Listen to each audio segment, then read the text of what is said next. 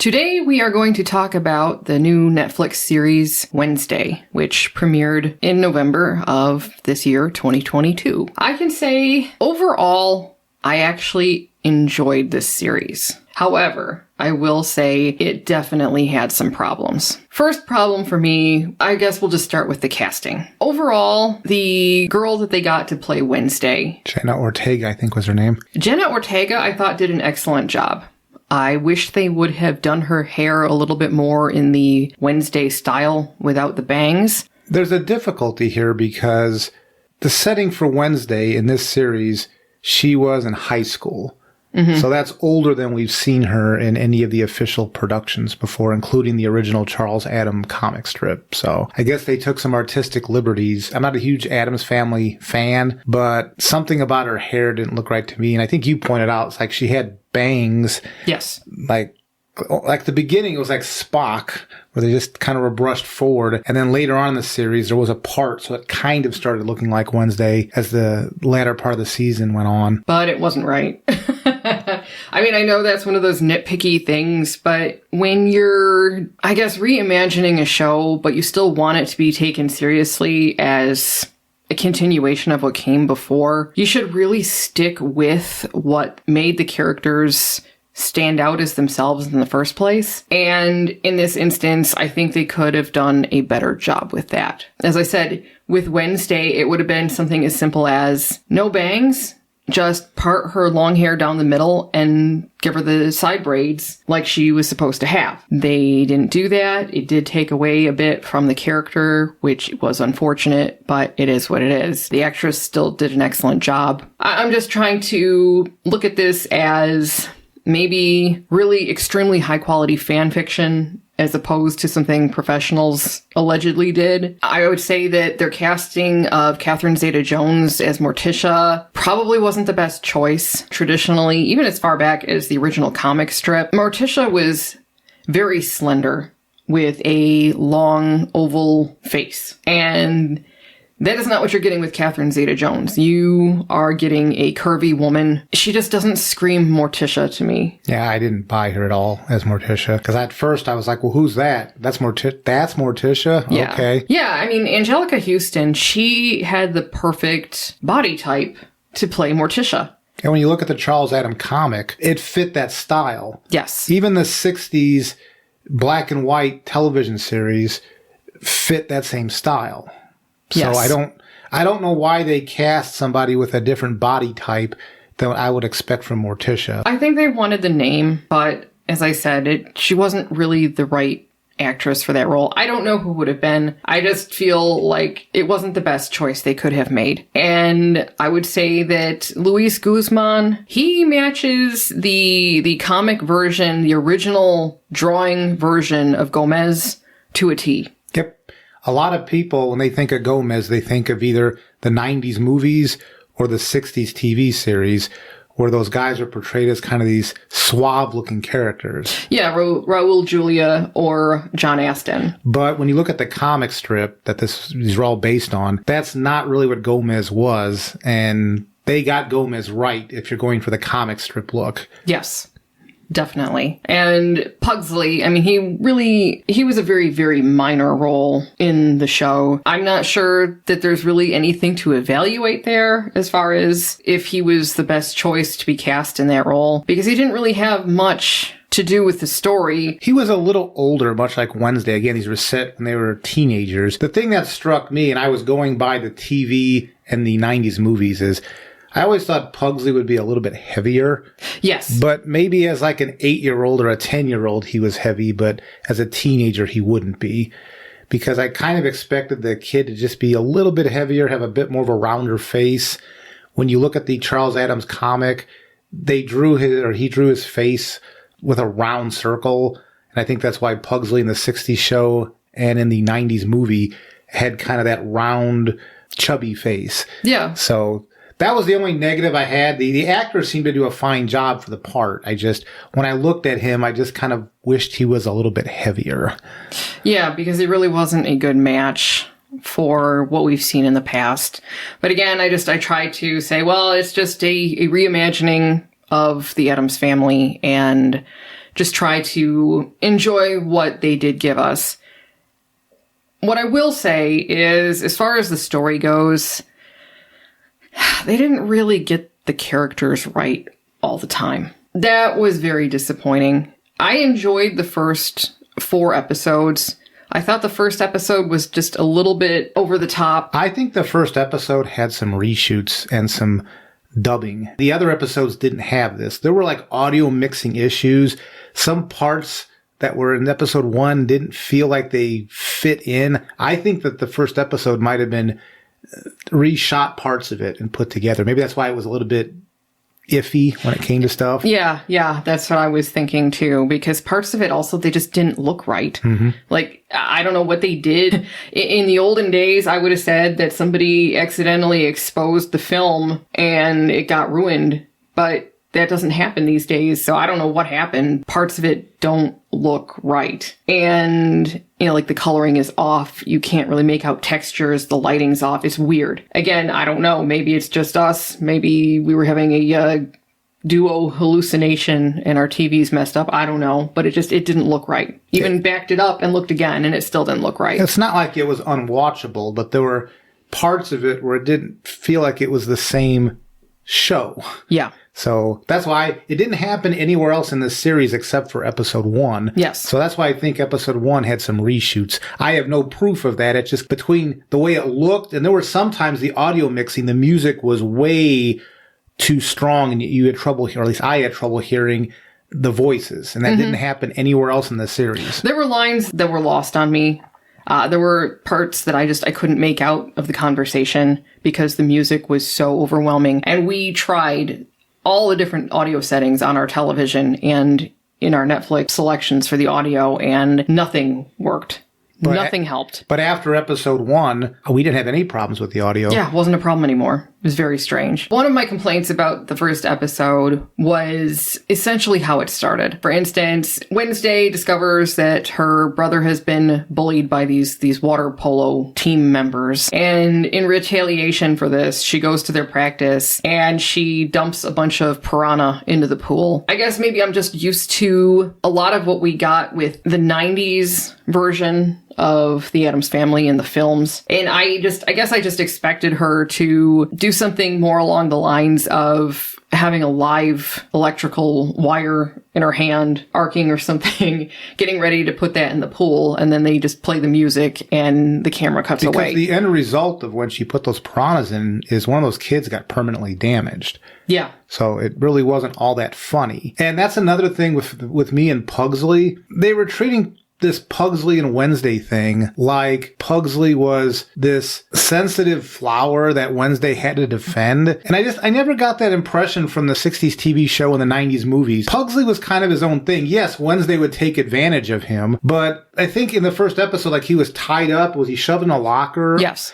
And I would have expected Pugsley to say, "Look at these sloppy knots they put on me." And then, yeah, maybe Wednesday would get upset because that's her territory to torture her brother, not the other people. But I wouldn't have taken Pugsley as seen it as bullying or anything. He just would have critiqued, like, the knots. You guys aren't as good at knots as Wednesday is, or something like that. That's what I would have expected Pugsley to say.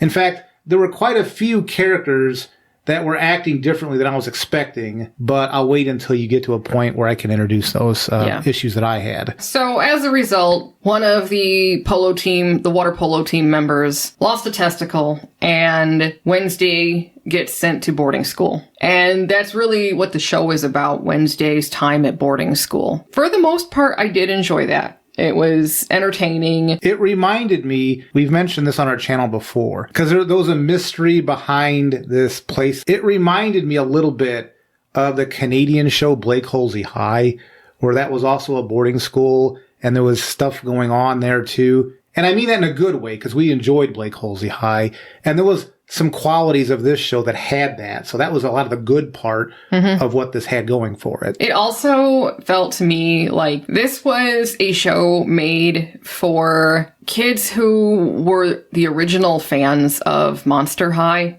back when it first came out, and now they're teenagers, so they needed something a little bit more grown up. And it felt to me like they made this for them because it felt like a more grown up version of Monster High. Not that recent live action thing, but the older animated Monster Highs. Once I put it in that perspective that I'm actually watching Monster High, a live action Monster High that was about a zillion times better than the live action Monster High that they actually did make. This actually felt a lot more enjoyable for me once I labeled it that instead of the Addams Family. I enjoyed the first 4 episodes. There's a reason for that. Episodes 3 and 4 were actually the best of the series. First 4 episodes, Tim Burton was the director, and they had a few different writers on episodes 1, 2, 3, and 4. 3 and 4 having the same writer, KAYLA ALPERT.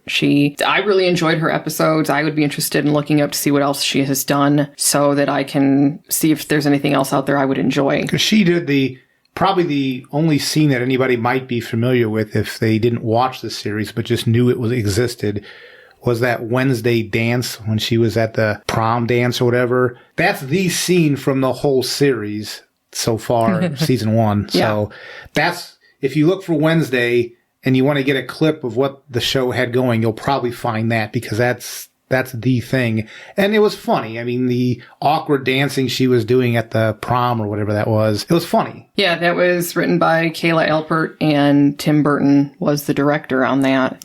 Even the first episode had good parts to it. It felt disjointed because I think there were reshoots.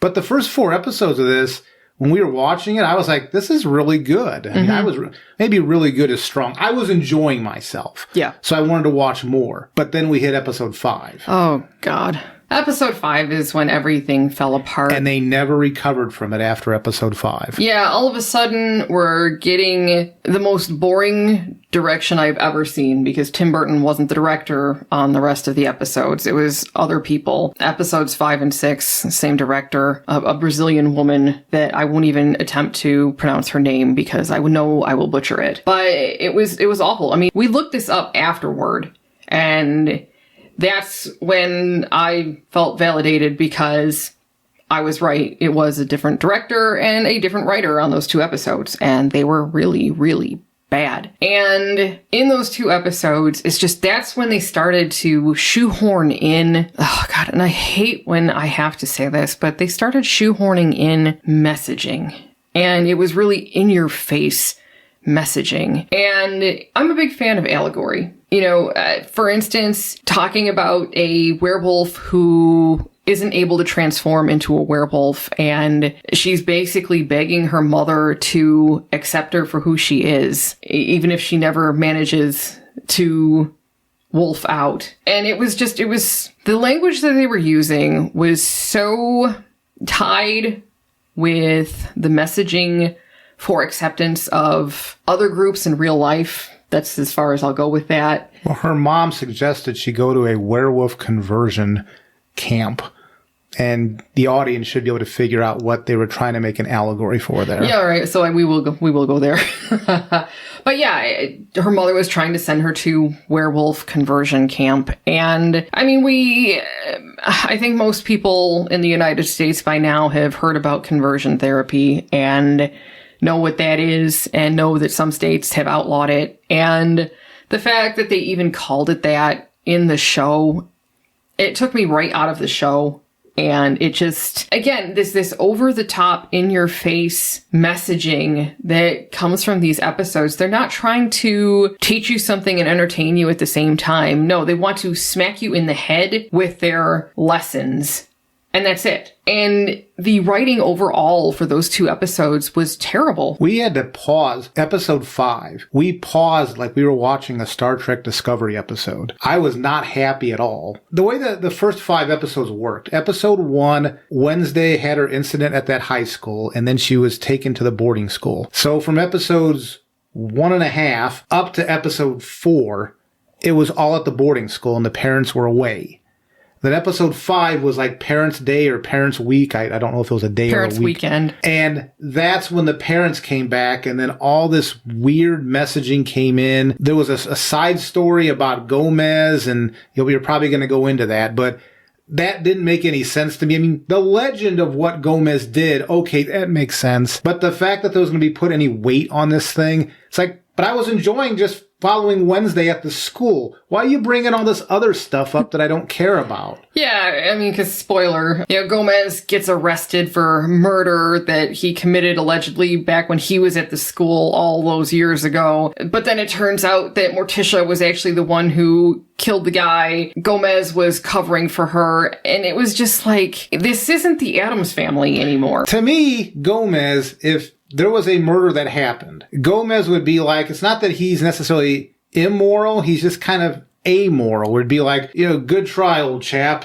It just happened. And I don't know why you would cover up for Morticia. You think Morticia, again, not that she's immoral and she would take pride in that, but hey, if she ended up killing somebody, that's just part of her experience of growing up. Big deal. Yeah. That's how I always took the Addams Family. So this weird, chivalrous Gomez is going to take the blame for Morticia, and then later Gomez was feeling guilty about things. I didn't understand that. The sheriff in town of the boarding school, through the first 4 episodes, there was kind of a legend of Gomez being a murderer. And maybe I could have lived with that because that could have added to the don't mess with Wednesday type thing. But then when the parents came back and then they started doing a cold case and investigating what happened back then, it's like, I didn't need to see this. This series went completely to a halt.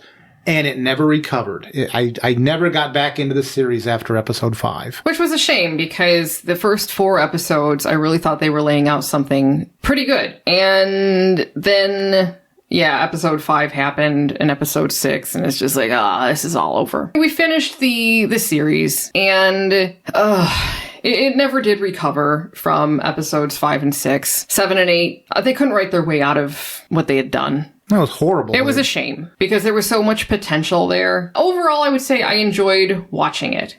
However, if I was to rewatch, I would just skip over episodes 5 and 6. And I don't know if I would watch 7 and 8 either. I would recommend people watch episode 1 through 4, realizing that episode 1 is going to have some sketchy audio and cuts, but it's not like it ruins it. 1 through 4, I would give decent recommendations for watching just episodes 1 through 4 here. Mm-hmm. Tim Burton still has an eye visually for things. Wednesday was sharing with this roommate who was the werewolf. The roommate was a very happy type person. So they had this stained glass window. And so what Wednesday did was peeled off half of it. And when she peeled it off, the half of the stained glass window looked like a spider web.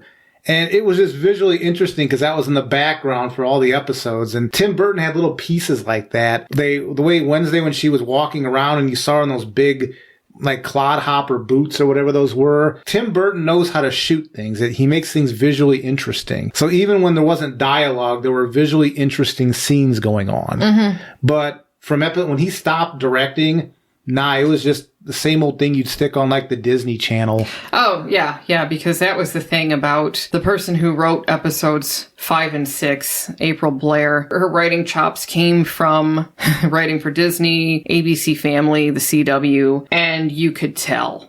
Because it was the same writing style that I really hate. Really in your face, spoon feeding you everything. You're not allowed to figure anything out for yourself. No thinking aloud. And I don't know anything about the director other than it was boring to watch. All the interesting stuff that Tim Burton had done in the first 4 episodes, just gone. So, as I said, I recommend episodes 1 through 4, knowing that 1 is a bit rough. 5 and 6 were terrible. There's information that you need to finish the series, so I would recommend gritting your teeth and getting through those if you choose to watch the series, just so that you can get everything you can out of the last 2 episodes. So overall, I do hope there is a second season. However, I hope they don't ask back that writer who wrecked everything, and I hope the 2 creators on this, Alfred Goff and Miles Millar, I hope they have a bit of a tighter rein on the writing in the next season, because I don't know what they were thinking with episodes 5 and 6. They were just not good. They started out strong,